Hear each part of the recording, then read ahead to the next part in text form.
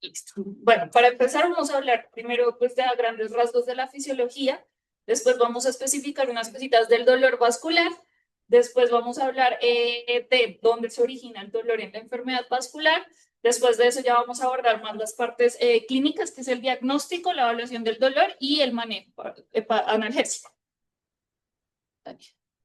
Entonces, en cuanto a la definición y clasificación del dolor, entonces vamos a ver que el dolor es una experiencia emocional, sensorial desagradable que es asociada a una lesión tisular real o potencial. Y este va a ser una sensación subjetiva.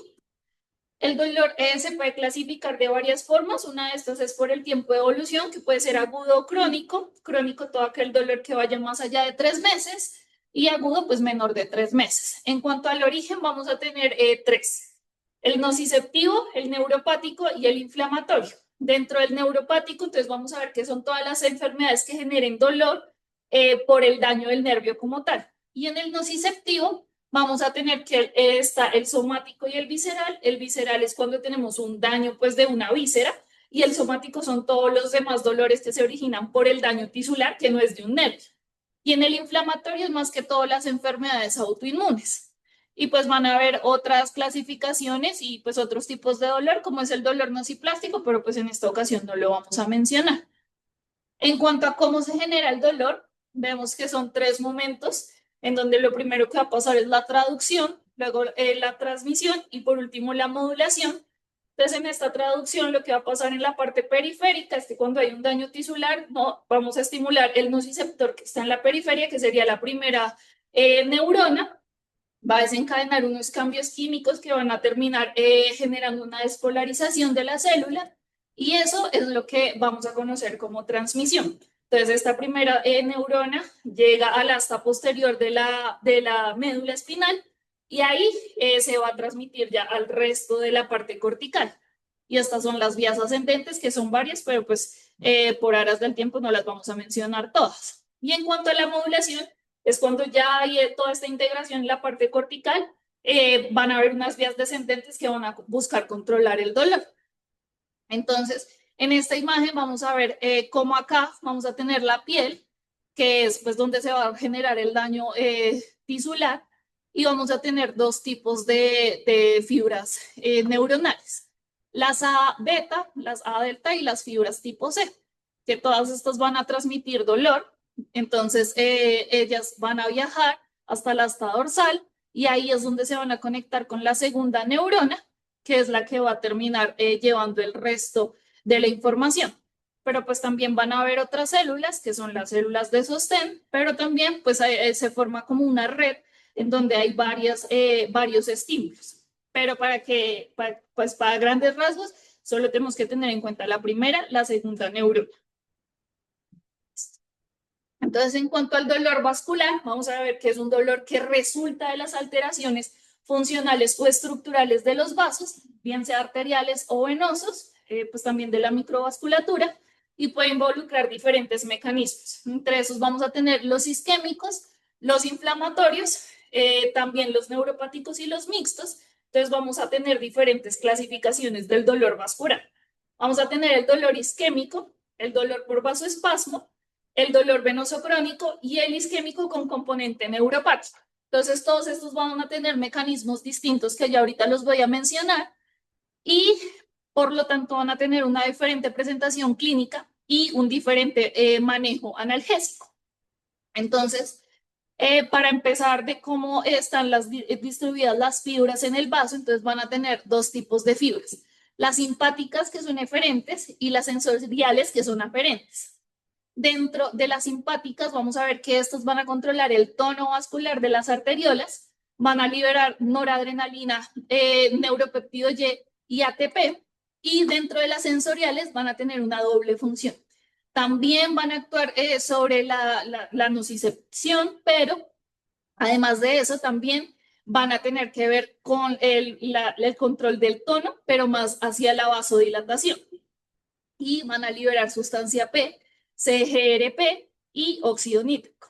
Entonces, ¿cómo se organiza la inervación en los vasos? Vamos a ver que en la capa pues, más interna, en la íntima, no van a haber fibras nerviosas, pero sí van a responder a las señales químicas que van a llegar hasta ahí, pues por difusión. En la capa media también va a pasar algo muy similar y es que los neurotransmisores van a actuar sobre los receptores del músculo liso, pero tampoco va a haber una inervación como tal. Y en la capa adventicia es donde van a estar todas las fibras simpáticas y sensoriales. Ellas se van a entrelazar y van a formar un plexo y en este plexo van a tener unas dilataciones que son las varicosidades y en esas varicosidades es donde se liberan todas las sustancias químicas que van a terminar generando el estímulo nociceptivo. Entonces, ¿dónde se va a originar el dolor? Es en las diferentes clasificaciones que les mencionaba ahorita. El primero, pues, es la isquemia, que es el origen primario del dolor arterial. En esta vamos a ver una reducción del flujo sanguíneo que va a llevar a una insuficiencia en el suministro de oxígeno y nutrientes. Y esto va a llevar a una acumulación de los metabolitos nociceptivos, que van a ser los hidrogeniones, el ATP extracelular, el lactato, las bradyquininas, las prostaglandinas, y estas van a llevar a una activación de la nocicepción perivascular que se va a terminar transmitiendo pues a toda la zona. Entonces, también vamos a tener que hay una diferencia entre el dolor y la fase que tenga la enfermedad.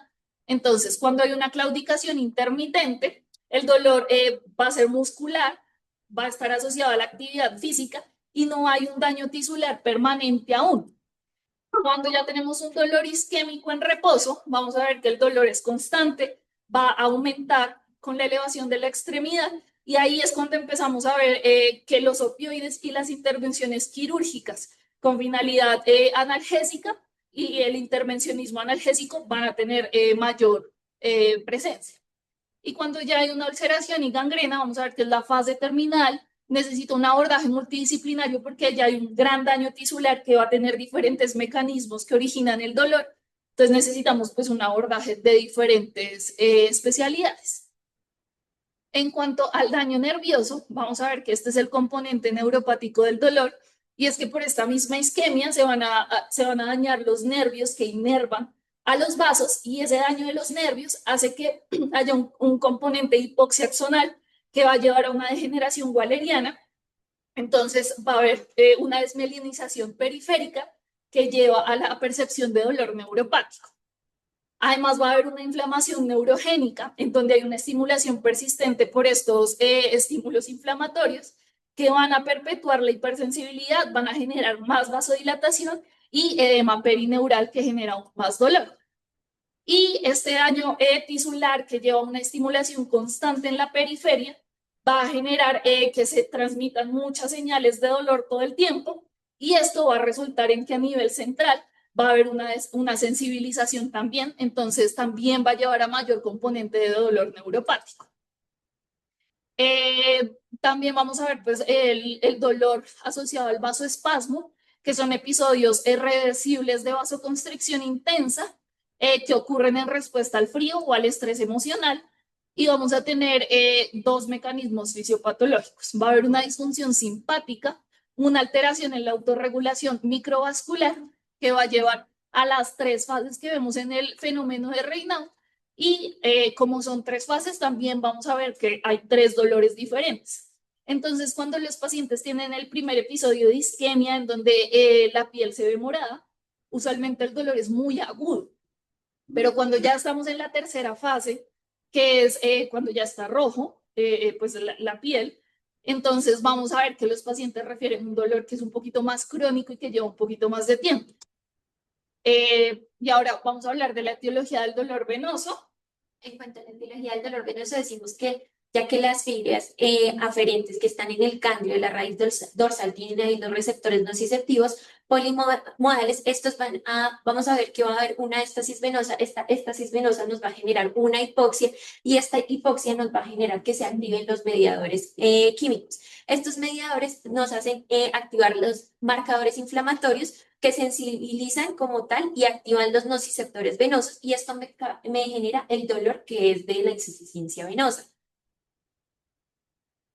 Entonces, toda esta inflamación que acabamos de ver, tanto en el daño venoso como arterial, va a generar que todas estas células del sistema inmune salgan del vaso, Además, también vamos a tener liberación de sustancias de las células como tal por el daño tisular y la ruptura de la membrana. Entonces vamos a ver que se van a liberar todos estos metabolitos y pues sustancias. Entonces está el ATP, los hidrogeniones, que van a llevar a la activación en la periferia de todos estos receptores que son los nociceptores. Entonces, esta activación de los nociceptores es la que va a llevar a la sensibilización periférica, que hace referencia a que estos receptores van a necesitar menor estímulo para activarse. Entonces, van a tener mayor percepción de dolor, no solo con el daño tisular, sino que ahora también con otros estímulos que no deberían generar dolor. Por ejemplo, el roce de la ropa, del aire, pues de la piel. Entonces, eso es lo que vamos a ver como sensibilización periférica. Pero esta sensibilización periférica, como les mencionaba, lleva a que se hagan muchos estímulos en el ganglio de la raíz dorsal, y esto también va a generar que pase algo muy parecido a lo que pasa en la periferia, pero a nivel central. Entonces van a percibir estimulación con cosas que no son dolor. También vamos a ver que las neuronas a nivel central se van a estimular por estímulos que no son nociceptivos y que no necesariamente vienen de la parte periférica de ese tejido en específico. Y ahí es cuando ya vamos a ver que los pacientes van a presentar más amplificación del dolor, van a presentar mayor inflamación y se vuelve un círculo vicioso, porque entre más sensibilización central tenga, más periférica voy a tener y más central voy a tener y así sucesivamente. Entonces es muy difícil impactar en alguno de los puntos. En cuanto a cómo evaluar el dolor vascular, tenemos que empezar con una historia clínica detallada, hacer exploración física dirigida, unas pruebas objetivas para hacer el diagnóstico diferencial, y tenemos que recordar que el hecho de que detectemos que tenemos una patología vascular nos va a ayudar en el momento más rápido de diagnosticarlo, a evitar una pérdida de la funcionalidad o inclusive una amputación. Listo. Bueno, en cuanto al dolor por isquemia aguda, tenemos que evaluar siempre y preguntar los antecedentes del paciente. No va a tener la misma presentación el paciente que tiene 80 años, que puede tener, por así decirlo, vasos colaterales, un paciente joven que llega a tener un trauma, que llega a tener un evento cardioembólico y que llegó a presentar una isquemia aguda. El dolor de la isquemia aguda, entonces, después que es un dolor súbito, este se asocia también a las otras síncopes, que son palidez, ausencia de pulso, parestesias, parálisis y polifilotermia. Es importante que en este dolor por isquemia aguda tenemos que iniciar el manejo con un opioide fuerte, y ahí debemos iniciar el manejo con la morfina.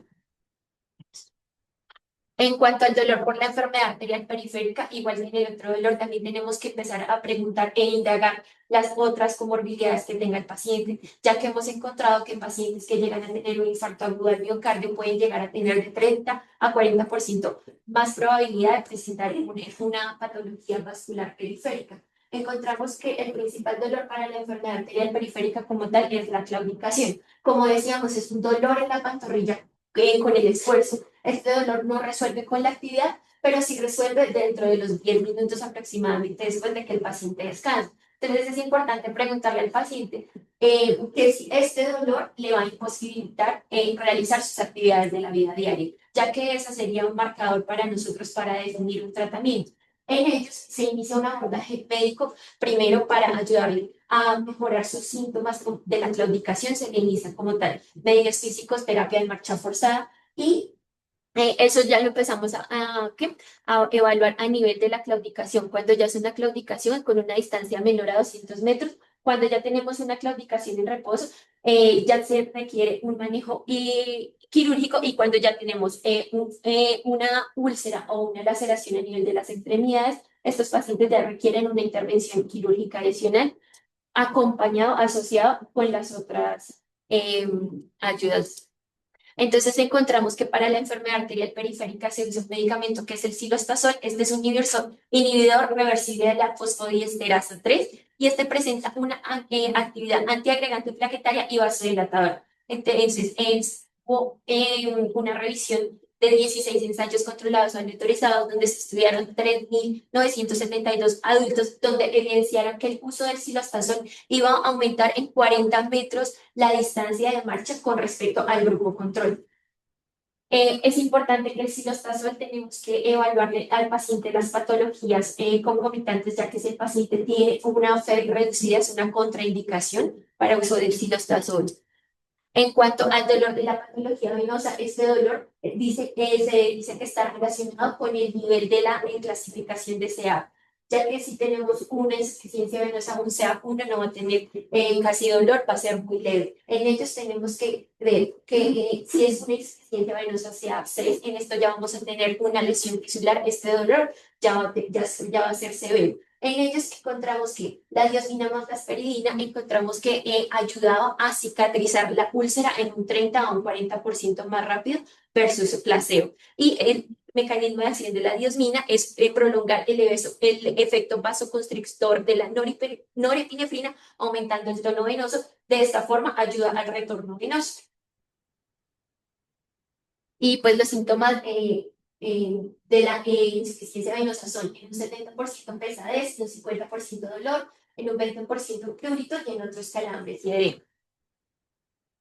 Bueno, en cuanto al dolor neuropático, decimos que este es un dolor que se encuentra que hay una lesión del sistema somatosensorial. Vamos a tener que puede ser de origen central o periférico y que hay poca respuesta al tratamiento. Encontramos varias escalas para abordar, diagnosticar o ayudarnos a guiar para descartar que el paciente tenga o no un dolor neuropático. Es importante que este es el cuestionario que es más usado en la práctica clínica. Es el cuestionario DN4, en el cual se basa de 10 ítems, 7 síntomas sensoriales y 3 relacionados con el examen físico.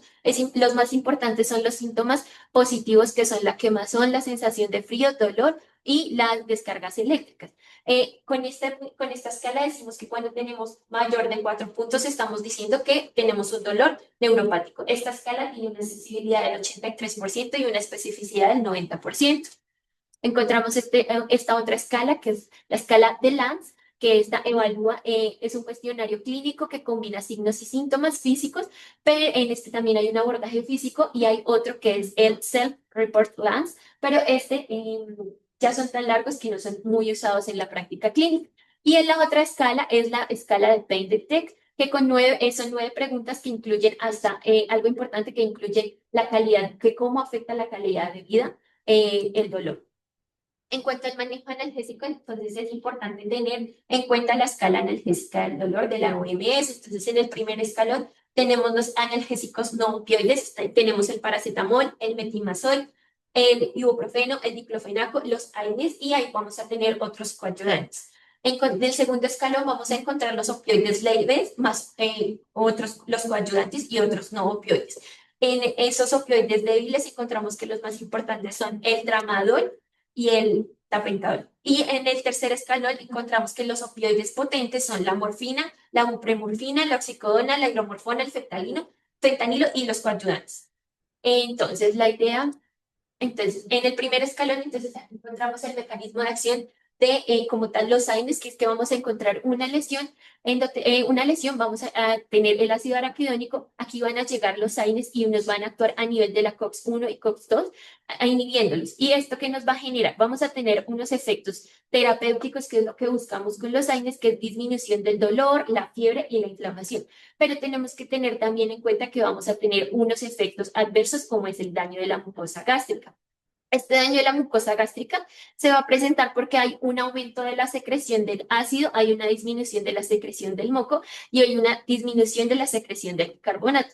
Es importante recordar que también los AINES tienen un efecto a nivel antiplaquetario, que estos lo que van a hacer es a nivel de los tromboxanos A2, esto me va a generar un fenómeno trombótico vascular. Entonces es importante tener en cuenta que hay que tener cuidado en los pacientes que han tenido infarto agudo del miocardio, que han tenido ictus, que tienen insuficiencia cardíaca o que tienen hipertensión. Entonces, encontramos que en el primer escalón, como les decía, estábamos con los AINES, es útil para el dolor agudo o crónico, pero este dolor crónico, los AINES tenemos que usarlo asociado a un opioide.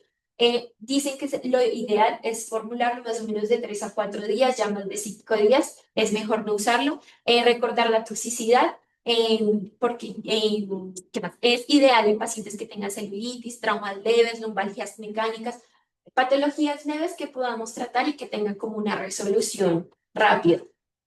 Entonces ahí encontramos el ibuprofeno, naproxeno, el ketotifeno y Listo. Entonces, dentro del segundo escalón, que van a estar los opioides débiles, y el tercer escalón vamos a tener los opioides potentes. Todos terminan actuando de una forma muy similar, que es que el opioide se va a unir al receptor opioide, que puede ser de tres tipos.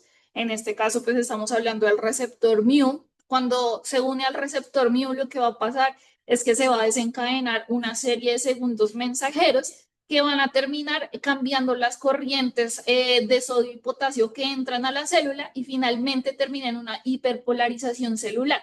Esto hablando en la primera neurona que transmite el dolor. Entonces, finalmente lo que termina generando es que no se despolariza y no llega a nivel central el estímulo nociceptivo. Pero también pues va a generar unos cambios en el núcleo celular con la producción de proteínas y de genes. Esto pues cuando se usa de forma crónica. Entonces pues acá para ejemplificar que esto pasa pues en la primera neurona, entonces lo que va a pasar es que no se lleva a cabo este estímulo. Y pues aparte también vamos a ver que no, pues no solo en la primera neurona van a haber receptores opioides, sino que también en las interneuronas, entonces también eso favorece a que se controle el dolor. Y lo otro es que estos receptores opioides también van a estar presentes en otros sistemas, como es el sistema gastrointestinal y también en sistema nervioso central. Y eso se relaciona mucho también con los efectos adversos que podemos llegar a ver. Entonces, el primer efecto, que es el principal, es la analgesia. La mayoría de los opioides no tienen efecto techo, entonces uno lo puede usar pues hasta a la dosis que uno necesite.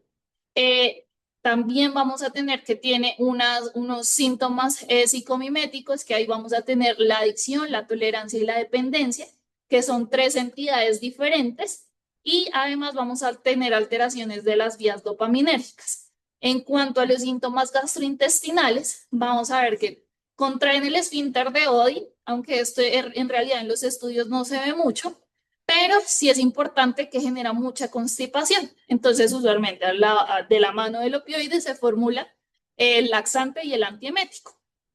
Y en cuanto a los respiratorios, algunos opioides como la codeína funcionan como antitusígeno, pero lo más importante es la depresión respiratoria, que aunque es un efecto adverso que es poco frecuente, es pues el más deleterio en el paciente porque es el que puede generar el fallecimiento.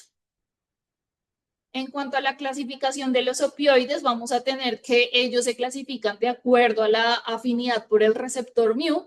Vamos a tener los agonistas puros, que va a estar la morfina, la oxicodona, la hidromorfona, el fentanil, la metadona. De los agonistas parciales, que es, pues digamos que los agonistas débiles, que vamos a tener la codeína, la hidrocodona y la buprenorfina.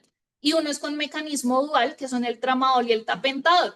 Estos dos van a tener mecanismo dual porque actúan sobre las monoaminas. Pero de esto es importante, la meperidina ya no la usamos por los efectos adversos que tenía, generaba mucha muerte porque generaba unos daños en el sistema gastrointestinal. Y estos otros medicamentos en realidad no son tan usados por equipos que no sean especializados en clínica del dolor. Entonces terminamos quedándonos en cuanto a los puros, con la morfina y la hidromorfona, con los agonistas débiles, con la codeína, la hidrocodona, el tramadol.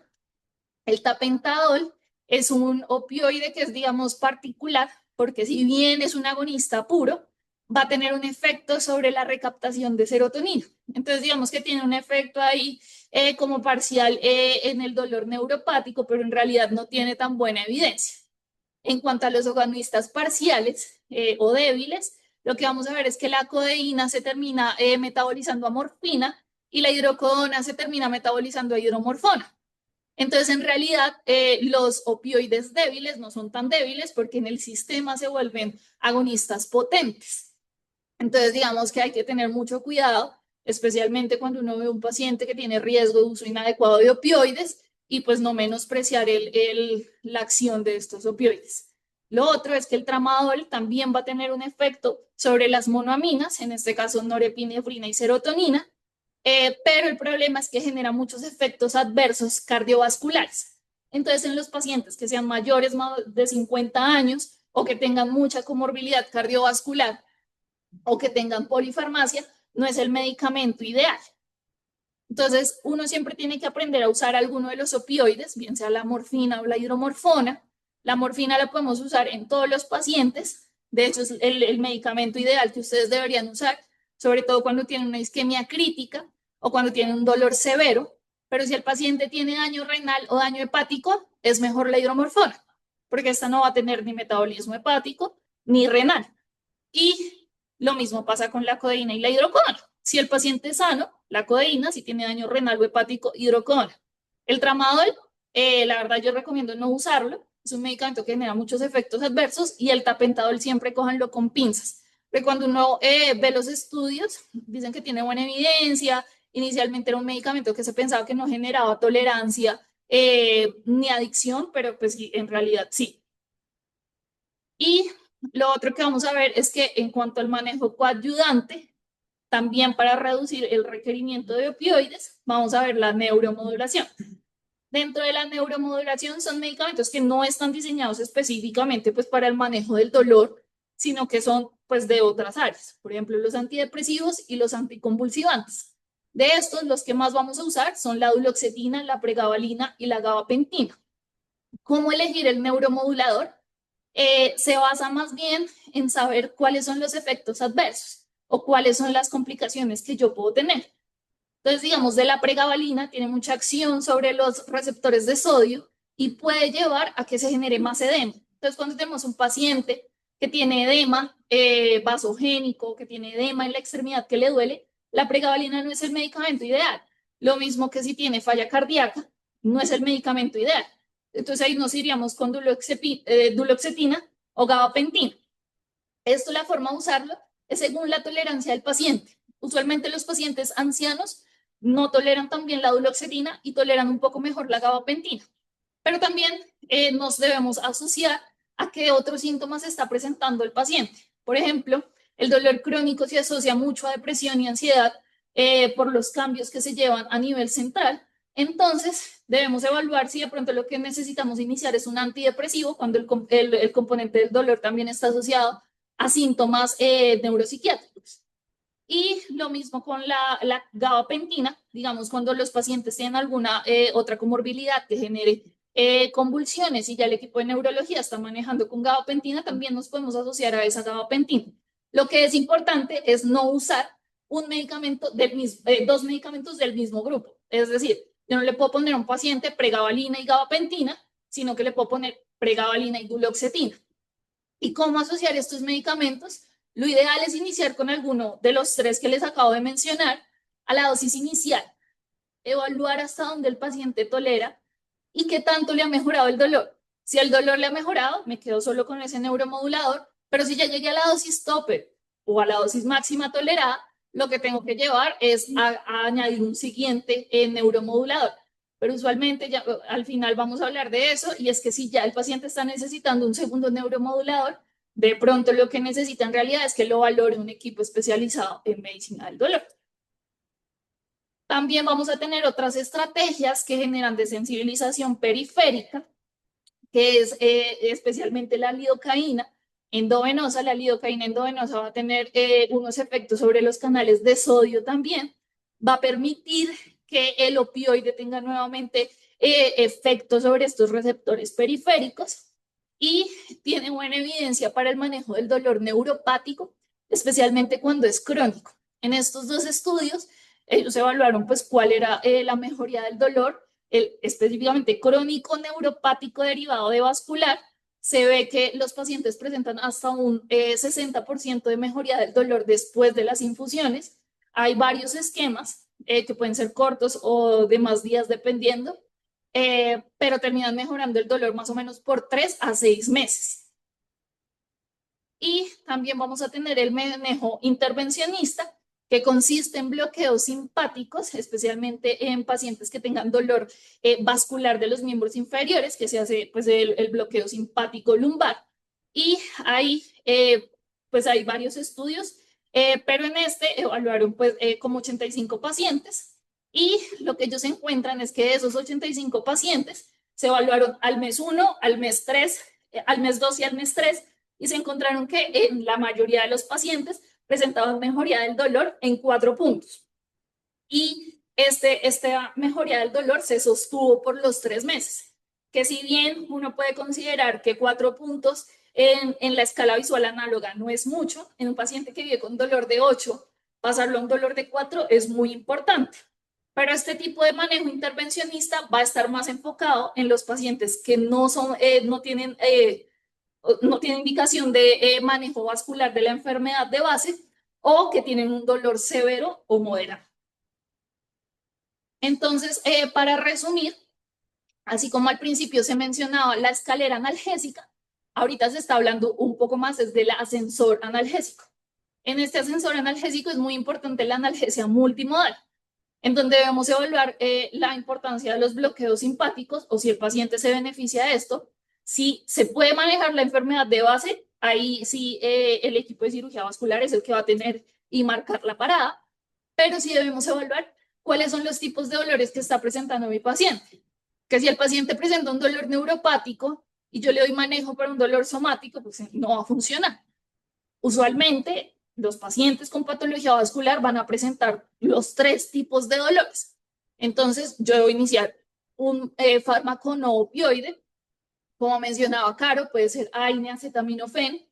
Esto también me va a ayudar a que requiera menos opioide y pues evaluar si el paciente se beneficia de opioide débil o potente, que en muy pocos casos se va a beneficiar de potente, y el dolor neuropático con los neuromoduladores, individualizando cada uno de los pacientes. En cuanto a la sensibilización central y periférica, para la sensibilización central en este tipo de pacientes no hay estudios, pero para la periférica la lidocaína endovenosa siempre es una opción. Y por último, ya cuando solicitar la valoración por el equipo especializado en dolor, lo primero es individualizar cada caso. Deben, antes de pasar la interconsulta, antes de solicitar la valoración, se deben tener muy claros los objetivos terapéuticos y las posibles complicaciones del paciente. No es lo mismo tener un paciente que va a poderse llevar a cirugía a uno que no. Y también se debe evaluar si el paciente tiene mala respuesta a la estrategia analgésica multimodal inicial. Si el paciente no es candidato a un manejo quirúrgico, ya va a ser un síndrome doloroso complejo y siempre va a necesitar la valoración por un equipo especializado en dolor. Y hay unas características de mal pronóstico para el dolor, que son el dolor crónico, los síntomas negativos del dolor neuropático. Entonces, en la escala de N4 están los síntomas positivos, que son la sensación de quemante, de corrientazos, pero también va a estar los síntomas negativos, que son las parestesias, la sensación de agua fría, y esos síntomas negativos indican que el paciente lleva mucho tiempo con el dolor y que ya hay unos cambios centrales. Entonces, esos cambios centrales no se van a resolver y pues en ese caso necesita la valoración por el equipo especializado en dolor, porque así tenga beneficio de un abordaje quirúrgico, ya hay unos elementos que me van a perpetuar el dolor. Cuando hay una sospecha de uso inadecuado de opioides, cuando hay un sufrimiento psicológico mayor, y que no es muy frecuente, pero también se puede presentar cuando hay una sobredosis por opioides. Y eso sería lo que traíamos para hoy.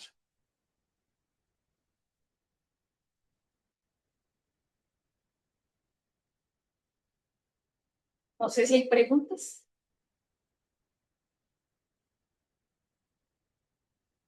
Bueno, me presento. Mi nombre es Mauricio Stevens, soy médico especialista en medicina de resultados preventivos de la Universidad de Rosario, también grado de la Universidad de Rosario. Entonces, pues, obviamente, gracias por la invitación y para mí es un placer estar acá.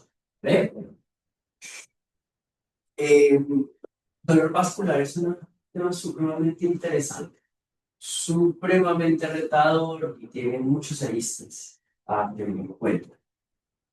Pero si uno quiere ser práctico, y ese es creo que el objetivo de este tipo de revisiones, uno debe entender que hay unos puntos de acne, llamémoslos así, donde nos vamos a detener, son los que van a llevar o van a guiar nuestra reflexión del uso de medicamentos.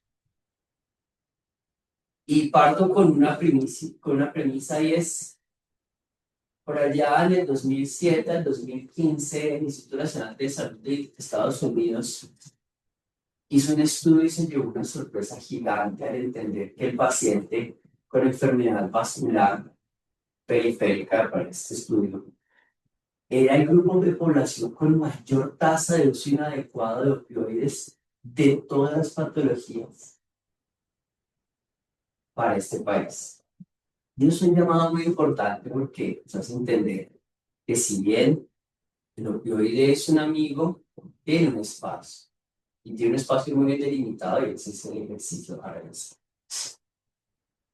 Si nos vamos desde la fisiopatología, y creo que es lo más sencillo de realizar un breve checkpoint, podemos decir que un primer elemento que hay que tener en cuenta en el proceso de lesión o dolor asociado a lesión vascular es los procesos hipóxico-isquémicos.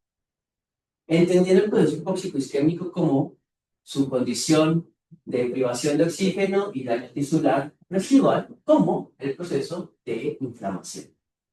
¿Listo? Es allí donde tienen cabida estrategias antiinflamatorias. Pero con cierta cautela, y hay que saber elegir qué antiinflamatorio.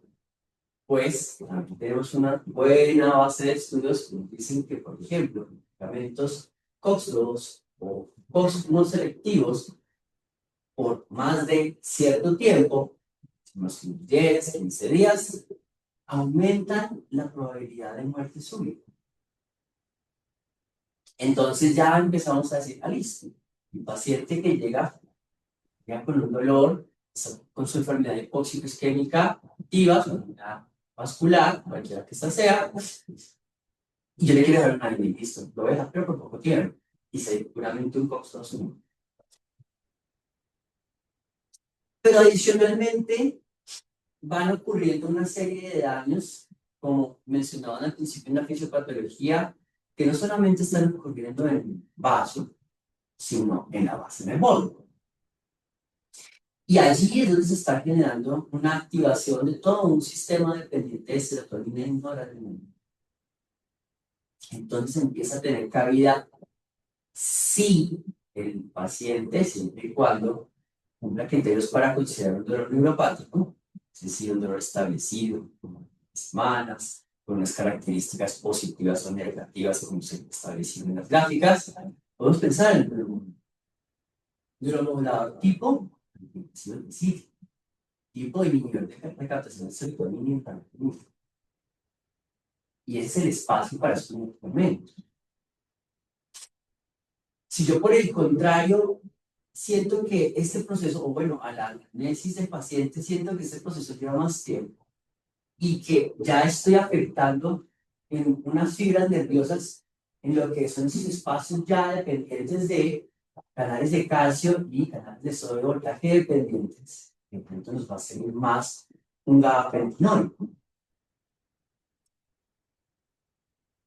Y bueno, vamos llenándonos de herramientas.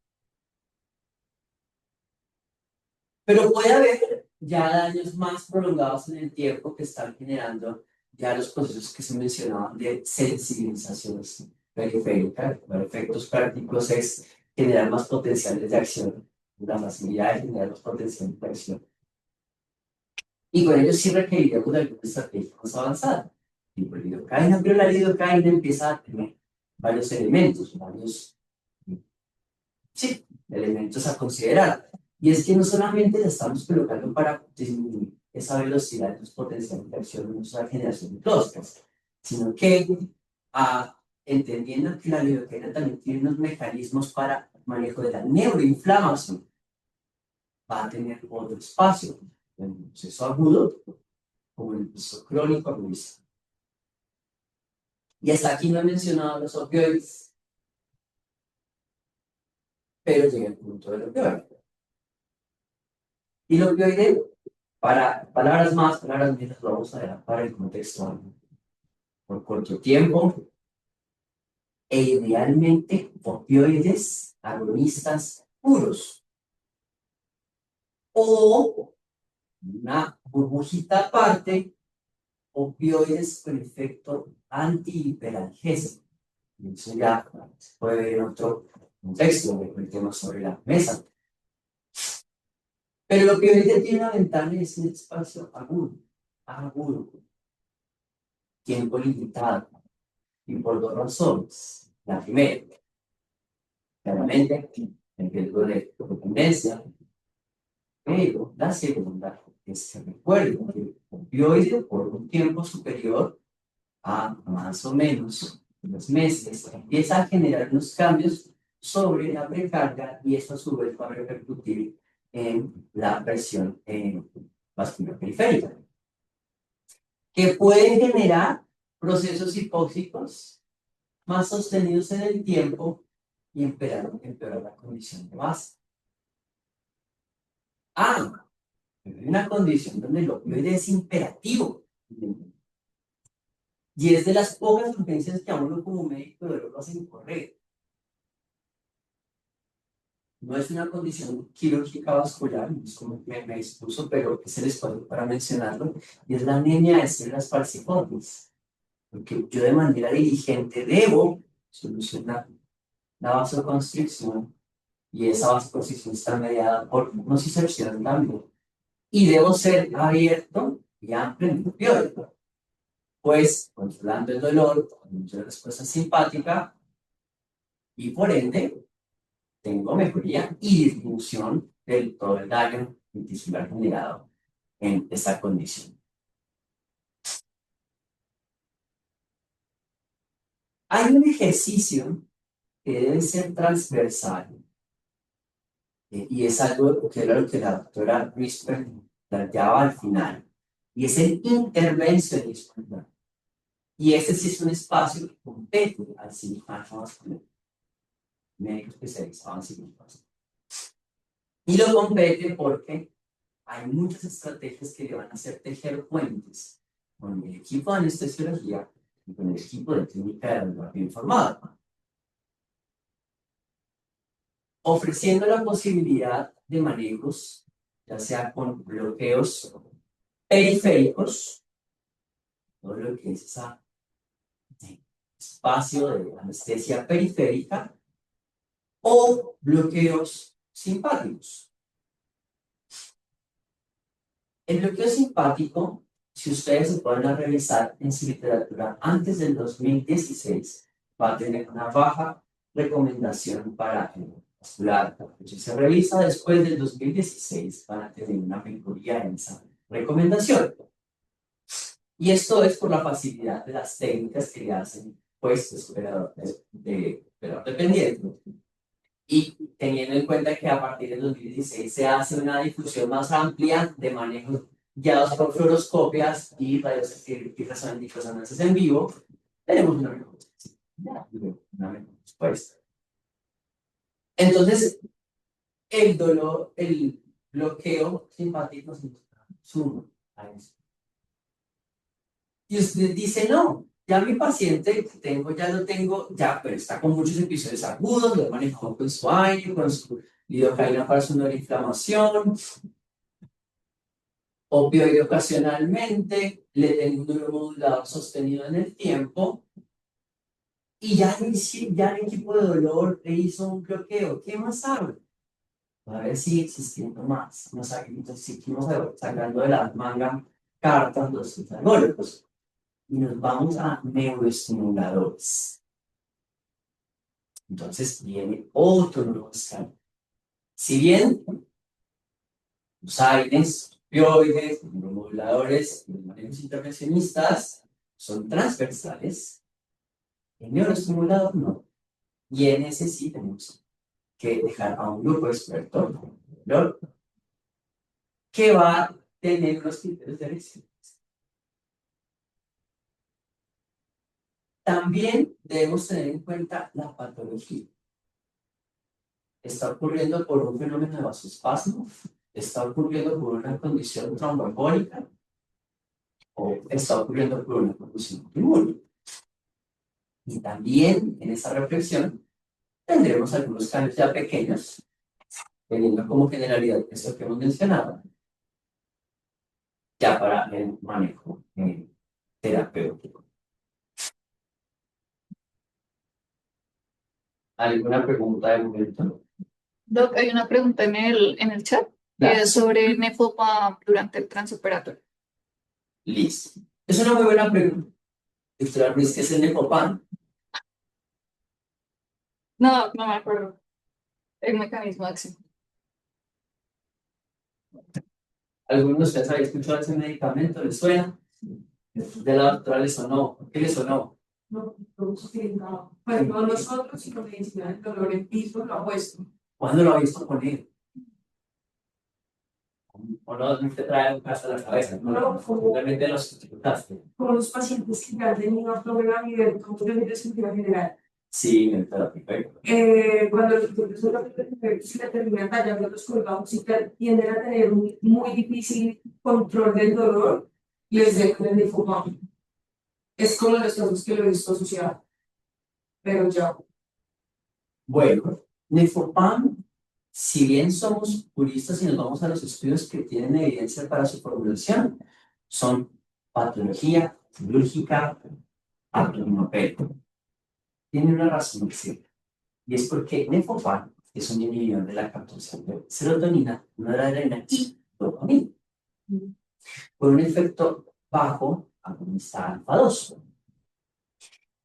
Y todo lo que es el lecho sacro, la inervación sacra, es muy sensible a serotonina, y por eso tiene cabida.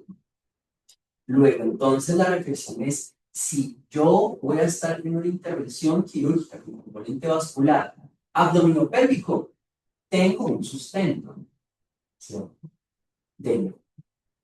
Pero no es tan así en una condición, por ejemplo, cabeza y cuello, porque las fibras nerviosas tienen otras características y tiene un balance en los nociceptores diferente, donde más son los canales de calcio, los que son prevalentes, o los canales de sodio dependientes. Y ese es el ejercicio de reflexión. ¿Nos puede servir? Sí, en cirugía vascular, abdominopélvica, y hay algunos estudios de vaso de mediano calibre, de intervenciones en vaso de mediano calibre. ¿Listo? Eso es lo que hay de momento.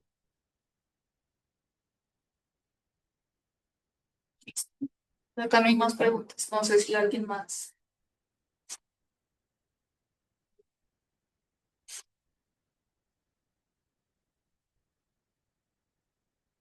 ¿Quiénes son el auditorio? Perdónenme que no sé quiénes conforman. ¿Estudiantes? ¿Hay? Sí. Sí. Listo. ¿Internos? Sí. Internos. Residentes. ¿Qué son residentes, mis doctores? Residentes de vascular. Programa directo. Bueno, muy chévere. Y la doctora de cirugía general. Listo. Bien. Por ejemplo, cuando uno tiene una intervención quirúrgica y aprovecho tu acompañamiento,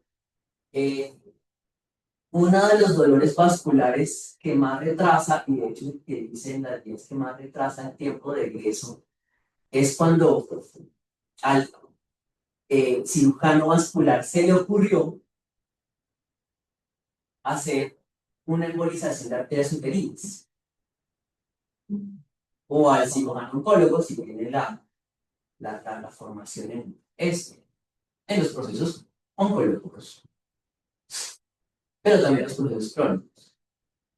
Ojo, la recomendación es bloqueo antes de la embolización, porque la embolización le va a generar más dolor, por supuesto. Y Nisora nos dice, hombre, bloqueo, porque si no lo bloquea se demora 72 horas más al regreso. A lo que quiero ver, quiero ir aprovechando esta acotación era, siempre que uno va a hacer una intervención quirúrgica vascular, y esta es limitada, pregúntese si hay alternativas de manejo intervencionista. Por ejemplo, cada por anestesiología, transoperatorio, porque de ello va a depender el consumo que posterior. pero también de ello va a depender la respuesta refleja. Esto, por lo menos. No me por qué.